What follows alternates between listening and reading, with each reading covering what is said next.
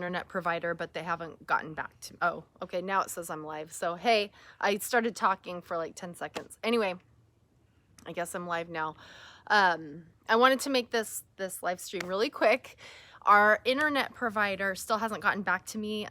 They have like a backlog of people apparently, and I'm trying to get them to call so that we can upgrade our internet. I talked about this last time, so that my live streams can go a lot more smoothly. As of right now, our internet is not as great as I want it to be to live stream. So hopefully by the next live stream, we'll have that upgraded. So it'll be a lot smoother for you and your viewing or listening pleasure. Oh my gosh, sorry, my daughter is right here and her face is just so sweet. Yes, it is.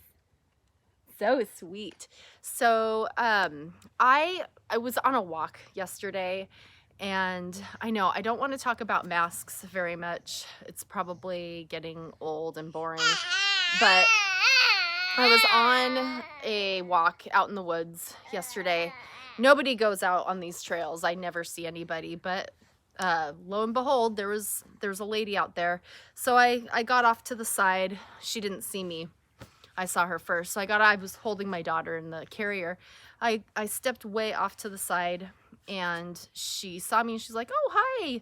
I said, "Hi, how are you doing?" And she's like, "Oh, good." And she was real apologetic and said, I forgot my mask. Normally I'd be wearing my mask, but I forgot it. And I just smiled. I didn't even say anything, except I just said, "Have a nice day." And she said, "You too." And it was a nice interaction. But I didn't say, "Oh, it's okay, don't worry about it," or anything like that. But I just remark about how apologetic she was about it. The likelihood of her seeing anybody was pretty slim. Now, I don't know, those of you who watch my live streams or even just the videos after the live streams are posted, what your state situations are about mask wearing. It's pretty militant where I live. And hey, there's Redbone. It's pretty militant. And it's upsetting in the sense of not the fact that, for a temporary period of time of people wearing them, we could get into a big conversation of the pros and cons of that. But and like I mentioned yesterday, there's just a very strange sense of guilt and I guess the best word is militancy about, if that's even a word, about wearing them. And if you don't wear them, you get mask shamed, and not that often. It doesn't happen to me that often, although I don't go out very much at all. And that's sad because I kind of avoid being around the public. I admit it, I don't want to be around people very much anymore. But I still make myself be around people. I went to the store today, for example, which is very rare. Usually my husband goes to the store. And like I mentioned yesterday, so this is what I want to get to, is facial expressions for infants and young children. Like I was saying the last live stream, the face mask, I have a regular face mask because you're required if you want to go into a grocery store, or if you want to, basically public businesses, you have to wear a mask or they won't let you in. And sometimes I'm just like, well, I just won't go in then. But at this grocery store, you have to wear a mask and all this stuff. So I wear either a regular face mask, or I have this plastic face shield that rests on your chin and it straps behind your ears, but you can see through it. And yes, the particles can escape out the top. So I don't think it's really all that effective compared to a mask. But I wear that because I want my baby and my son to see my face. And there are people around here who go, "That's not an effective mask," and they'll say it, and I just ignore them and keep going. We know somebody who got an email, I won't say who, but they received an email saying that they were, those clear masks were not effective and they should rethink wearing those and all that stuff.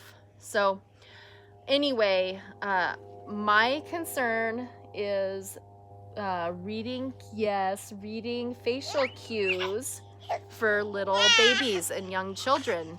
They need to see more than just your eyes, and they can see my face, my husband's face, and some very close family members' faces, but they don't really see other people's faces. So I'm interested in how that is going to affect children of this generation, and we will see. I'm gonna bring it up every once in a while and look at other, I don't know if I want to say I'm gonna look at other studies, because I don't know if I trust studies right now, or data. I'm a little skeptical of data and studies these days, but I will look and kind of research that and see. I just think of learning social facial cues that are kind of subtle and not so straightforward, that young ones are not going to be picking up on these days. And just the depressing feeling, just being in the grocery store and looking around at everybody wearing a mask. And I understand the argument, it's not that bad, it's just temporary, maybe. I can't help but feel very depressed when I look around at all the good point. Yeah, I feel depressed looking around. You who just said good point, nice, thank you for watching. You're in an awesome state. I have a relative who lives in that state, and I don't know if you want me to say Idaho. Idaho's pretty good about, I know there's mask, I think there's some rules about wearing masks in Idaho. I'm not exactly sure, but I don't think people abide by them very much. I don't know if that's true, but I've heard through the grapevine that people are just kind of more relaxed about the mask wearing in certain circumstances. Not sure if I'm true. Maybe you can fact check me on that.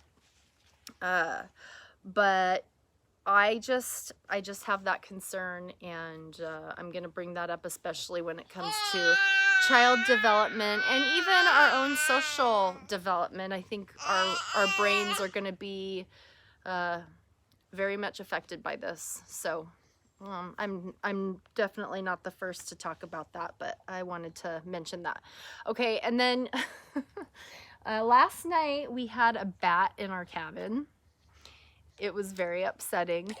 This happened once before, or actually a couple times before. You okay? Yeah, you're fine. A bat got in, and we thought we found the entry exit point, and we covered everything up. We put a netting around our front porch, and we haven't had a bat since. But last night we got a bat, and I was thinking it might be somewhere near where our chimney is. I saw a little bit of a crack that it might be getting into. So we fixed that today, and we'll see tonight if that worked.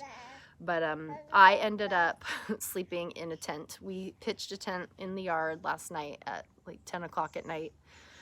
And I slept in the tent with our 2 children, and it was horrible. It was not good because we weren't prepared, and the mattress wasn't blown up enough. But it's just one of those little things that happens when you live the way that we do. Stuff like this can happen, and you got to be prepared. A typical house, usually people don't have to worry about getting critters like bats inside. I mean, I know it happens, but more typical living situations, people don't really worry about bats. Here, I'm gonna hold my daughter for a sec. Here, babe, come here. What's up? So anyway, that's pretty much it. I know it's not a really long live stream. I just wanted to mention those couple of things.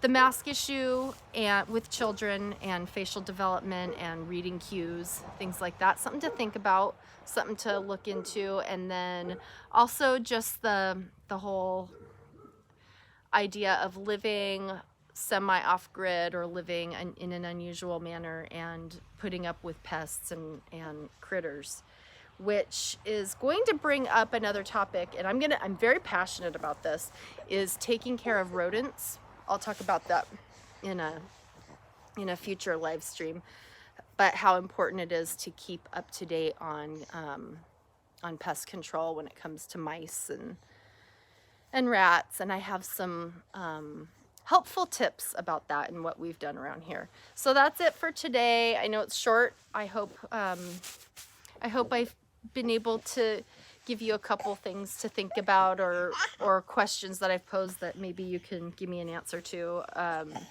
And oh, you're so funny. And yeah, thanks for watching, and hopefully by the next live stream I'll have the technology updated. Oh, you're funny. Okay. All right, take care everybody. See you next time. Bye-bye.